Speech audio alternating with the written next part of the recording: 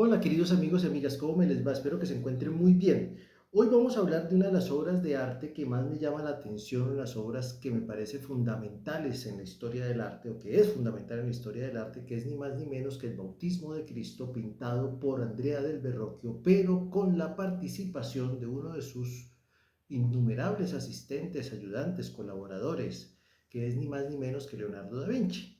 Una obra pintada por allá hacia el final del siglo XV, o sea, en pleno desarrollo ya del Renacimiento florentino, precisamente en ese ambiente del Renacimiento florentino, florentino sobre todo en el entorno de la casa de los Medici, de la Academia de Florencia, esa academia fundada por Cosimo de Medici el Viejo, y que tenía la participación de muchos autores, literatos, filósofos, con la dirección de un filósofo, de un personaje muy interesante que se llamó Marsilio Ficino.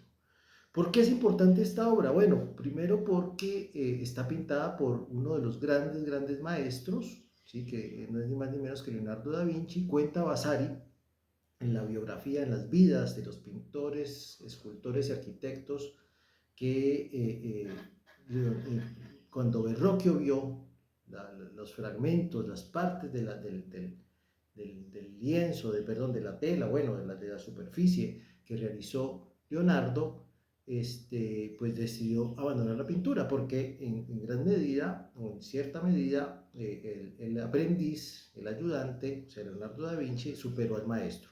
Lo superó por un cambio técnico fundamental, que fue pasar del temple.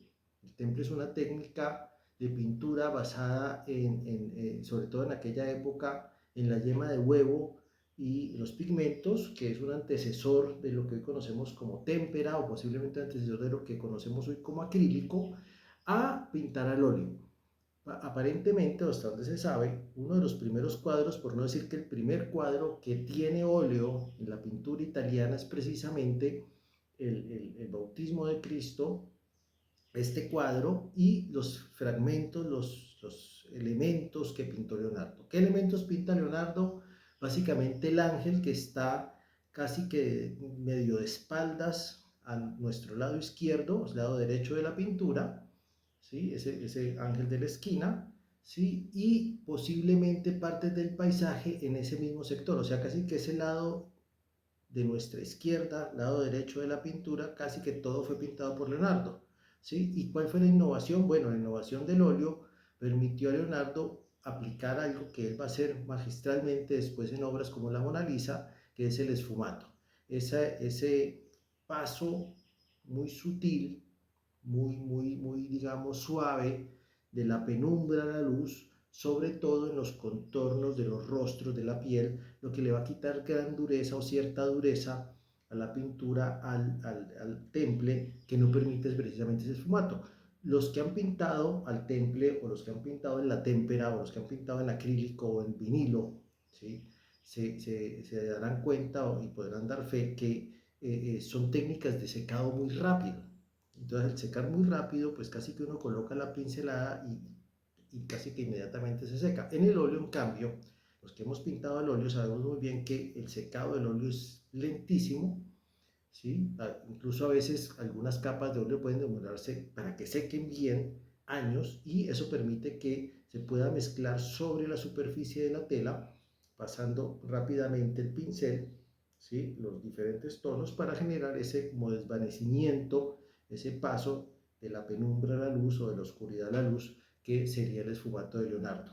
Eh, bueno, eso es una de las partes importantes. La otra parte importante para mí tiene que ver con la iconografía de esta pintura, porque es un bautismo de Cristo, sí, hay una figura principal al centro, que es la figura de Jesús. Al lado se encuentra, a nuestro lado derecho, ¿sí? O sea, al lado izquierdo del cuadro, ¿sí? Hay que invertir las proporciones, o sea, si ustedes se paran frente al cuadro, a nuestro lado derecho estaría la figura de Juan el Bautista, al lado izquierdo en la esquina estarían los dos ángeles, y sobre la cabeza de Jesús podemos ver una paloma blanca, que es el símbolo del Espíritu Santo, y más arribita, ¿sí? Dos manos de mangas rojas, ¿sí? De los cuales emanan unos rayos amarillos, unos rayos dorados, que sería la presencia del Dios Padre, ¿no? Sería la Santísima Trinidad ahí representada y pues los personajes principales de este tema de la vida de Jesús, que es un tema importante porque es, digamos, el inicio de la vida pública de Jesús. O sea, creo que los primeros actos, por no decir que el primero que acomete Jesús ya como hombre y como figura pública de la religión, sería este bautismo, y casi que es el momento donde, un poco lo muestra la imagen, donde adquiere como esa dimensión sagrada, esa dimensión divina, que es precisamente la relación con el Dios Padre y con el Espíritu Santo.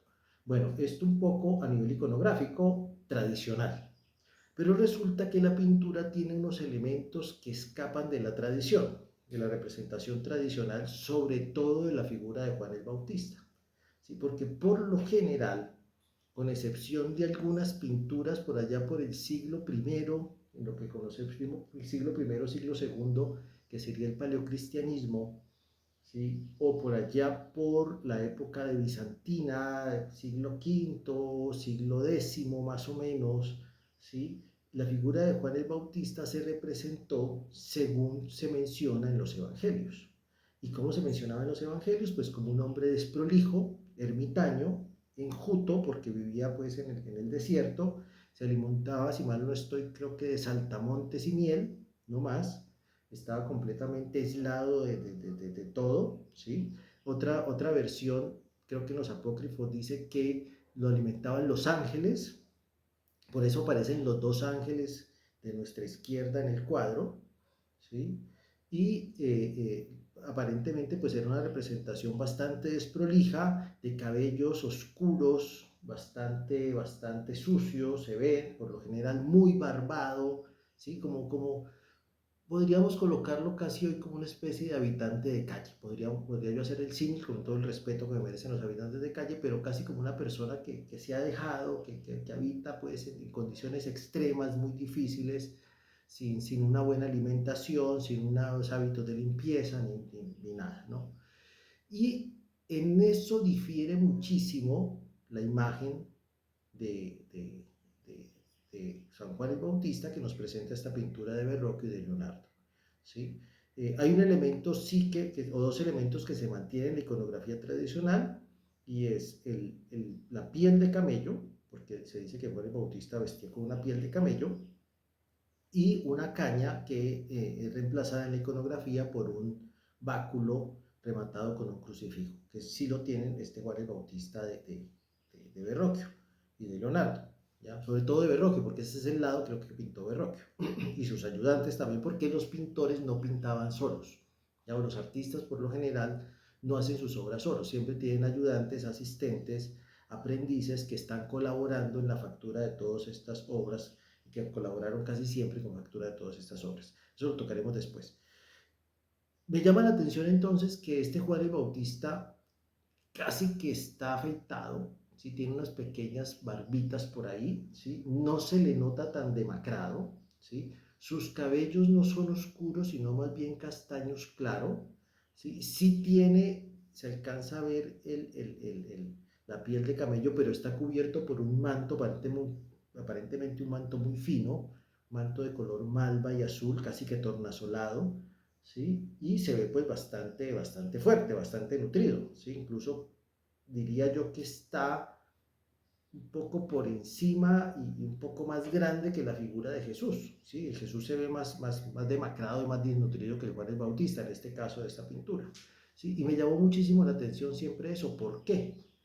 ¿Por qué este Juan el Bautista aparece así? Otro elemento que me llama la atención, y habría que revisar muy bien, ¿sí? Yo no tengo estudios, o no puedo acceder a estudios técnicos sobre la pintura, y pues para conocer muy bien, digamos, si ha habido añadidos posteriores al original, porque se da muchas veces que cuando las pinturas se realizan, ¿sí? A gusto de los clientes o de los nuevos propietarios, a veces cuando cambian de mano las pinturas o por la moda, ¿sí? Pues a veces se les ponen cosas diferentes, se tapan ciertas cosas o se pintan nuevas cosas. Esto es muy común en la pintura por lo menos hasta el siglo XVIII, ¿sí? Pinturas desde el siglo XVIII y sobre todo pintura religiosa se modificaba constante y continuamente, ¿sí? Dependiendo de las nuevas iconografías o haciendo correcciones iconográficas, en fin. Y me llama la atención sobre todo las aureolas, especialmente la de Juan el Bautista y la de Jesús. No sé si se pintaron al mismo tiempo. Pareciera que, en algunos casos, pareciera que no. Pareciera que fueran añadidos posteriormente. Pero bueno, yo ahora les cuento por qué estoy pensando en todo eso. ¿Sí? Porque es que para mí este bautizo de Cristo no es exactamente, realmente un bautizo de Cristo. ¿Ya? Es algo común en la pintura, sobre todo florentina del Renacimiento, que los temas religiosos fueran usados para otro tipo de fines, ¿ya? Para otro tipo de procesos. ¿Sí? Y me llama la atención las facciones de Juan el Bautista. ¿Sí? Creo que aquí hay unos elementos que podrían generar otro tipo de interpretación diferente a la canónica religiosa. ¿Por qué Juan el Bautista entonces con este tono de cabello, con estos trajes, ¿sí? Con esta actitud y demás? ¿Será que es Juan el Bautista o será otro personaje? ¿Qué personajes estaban en esa época? Y entonces ahí me voy a un personaje importantísimo de la época que no es ni más ni menos que nuestro querido y afamado Lorenzo de Medici, más conocido como el Magnífico. En ese momento, cuando se pinta el cuadro, ¿sí? Pocos años antes, el cuadro se pinta entre 1472 y 1475, Lorenzo el Magnífico asciende al poder de la familia Medici, ¿sí? Es una familia muy importante ya de la Florencia, de este Renacimiento, en 1469, cuando fallece su padre, Piero. ¿Ya?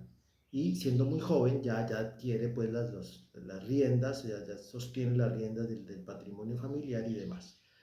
Y me llama la atención porque para mí hay cierto parecido, no voy a decir que es igual, cierto parecido de este Lorenzo con otras representaciones, con otros retratos que sabemos que son de Lorenzo. ¿Sí? El tono de los cabellos, la angulosidad del rostro, la nariz prominente, ¿sí?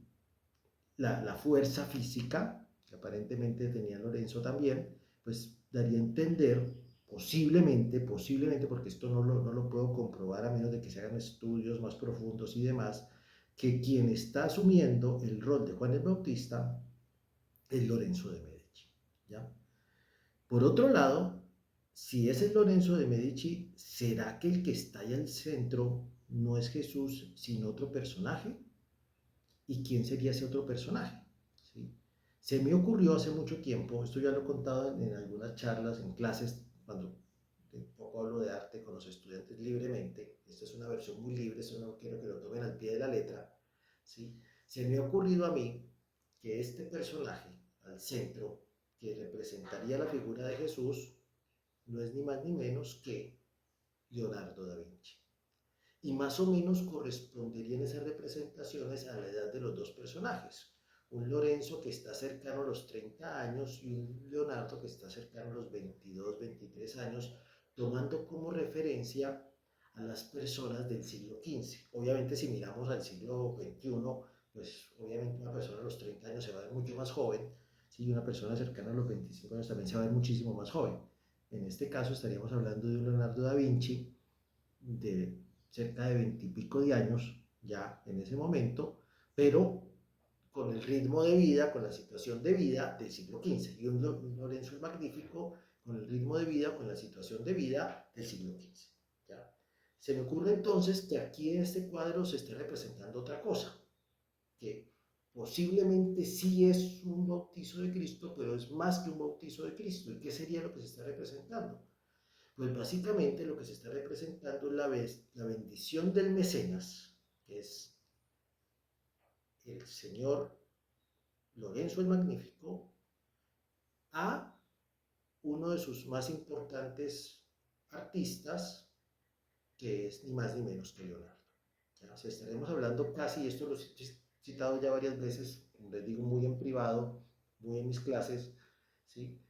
A la escena del grado, entre comillas, el grado de artista de Leonardo. ¿sí? O sea, pareciera que con esto se está graduando Leonardo de artista. Además de que allí está lo que sería entre comillas su trabajo de grado.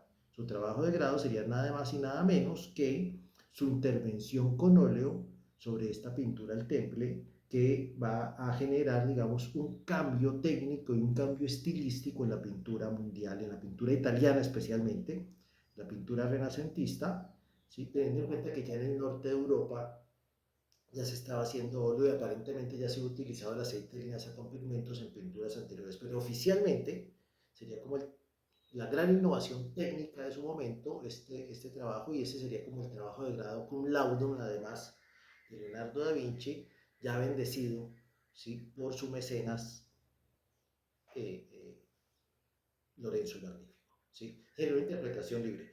Ahora, hay dos elementos iconográficos que estarían ahí también y que permitirían como hacer o continuar esa interpretación.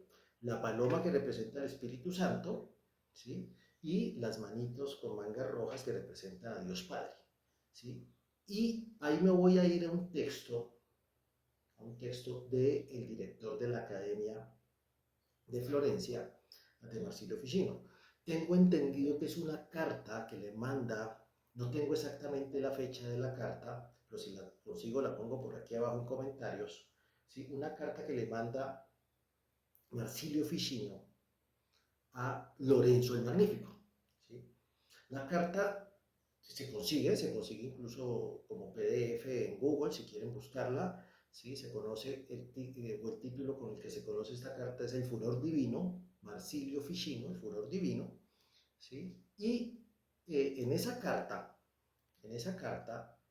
¿sí? Marsilio Ficino, que está como casi todos los autores del Renacimiento metido en un gran problema teológico, ideológico, filosófico, que tiene que ver con la representación humanizada, ¿sí? La representación humanizada de la divinidad, de lo cual hablaremos en otro momento, ¿sí?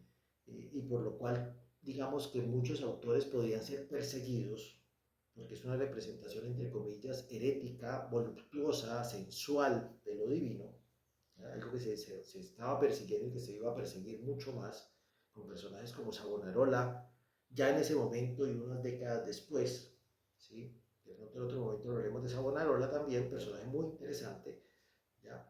Pero digamos que en ese problema grande, ¿sí? En esa carta de Marsilio Ficino en un momento de la carta, ¿sí? Traslada la figura de la idea de Platón, ¿sí? Y el problema tiene que ver con Platón, y lo voy a hacer un pequeño paréntesis. ¿Cuál es el problema fundamental?